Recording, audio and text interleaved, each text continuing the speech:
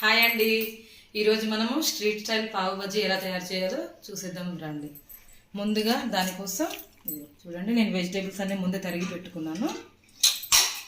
పెద్ద బంగాళదుంప, carrot, capsicum, cauliflower, tomato ఇవన్నీ ముందుగా కుక్కర్లో వేసేసేయండి. చూడండి, అన్నీ ముందుగా కుక్కర్లో వేసేసి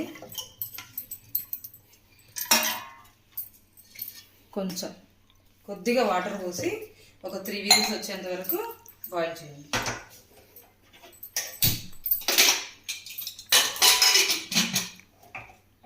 జస్ట్ 3 అంటే 3 విజిల్స్ తీయండి, సరిపోతుంది. ఇదిగోండి, 3 విజిల్స్ తీసాను నేను. విజిల్ కూడా వచ్చేసింది. ఇదిగోండి, చూసారా ఎంత చక్కగా ఉడికాయో. ఇదిగోండి, చూసారా, ఇదిగో ఇలా స్మాష్ చేసుకోండి. 3 విజిల్స్ ఉడికిన తర్వాత మెత్తగా వచ్చేస్తుంది కదా, ఇలా చేసుకుంటే క్రీమీ టెక్స్చర్ వచ్చేస్తుంది మొత్తము.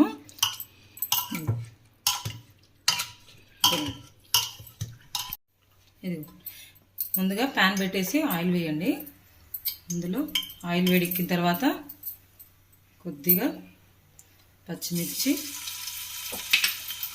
సన్నని తరుగు ఆనియన్స్ వేసాను. ఇది ఎక్కువగా ఫ్రై అవ్వాల్సిన అవసరం లేదండి, కొంచెం లైట్గా ఫ్రై అయితే సరిపోతుంది.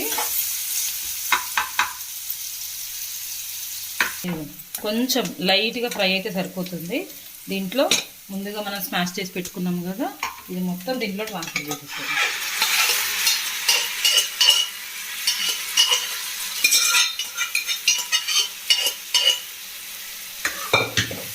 ఇలా మంచిగా కలిపేసేయండి.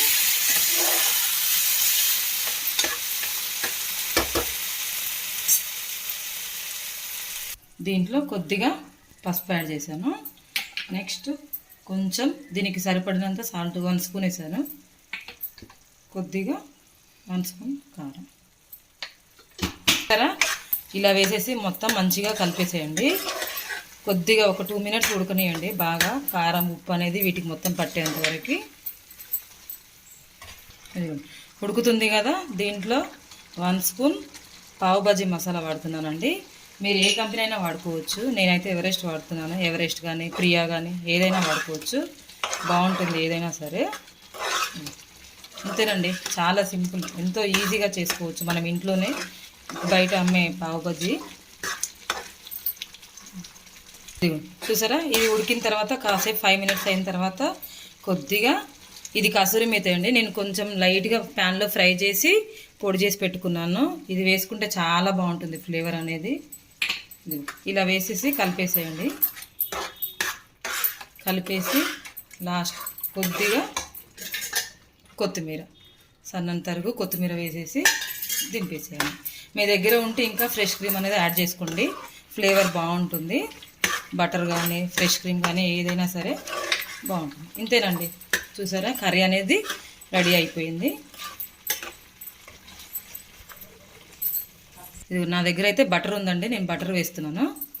అంతేనండి, బటర్ వేసేసి దింపేయండి, సరిపోతుంది. ఓకే, నేను స్టవ్ ఆఫ్ చేసేస్తున్నాను. అంతేనండి, మీరు ట్రై చేయండి. ఈ రెసిపీ అనేది ఎలా ఉంటుందో ట్రై చేసి నాకు కామెంట్ చేయండి ఎలా వచ్చింది అనేది. ప్యాన్ తీసుకోండి ఒకటి, మనం బన్స్ అనేది ఫ్రై చేసుకోవడం కోసము. దీంట్లో ప్యాన్ వేడైన తర్వాత కొంచెం బటర్ యాడ్ చేసుకోండి. కొంచెం ఎక్కువగానే వేసుకోండి, బటరు బాగుంటుంది.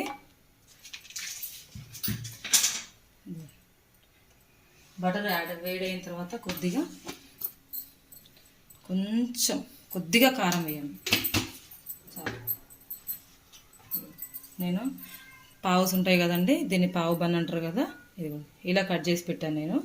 ఇది ఫ్రై చేయాలి ఇప్పుడు.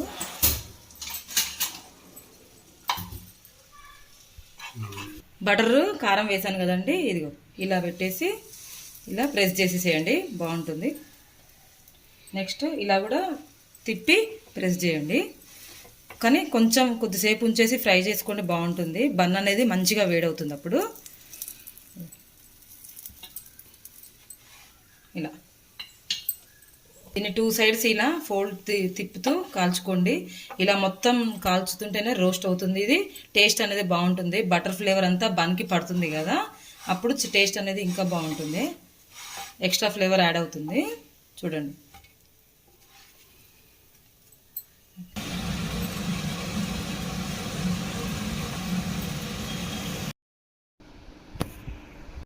నేను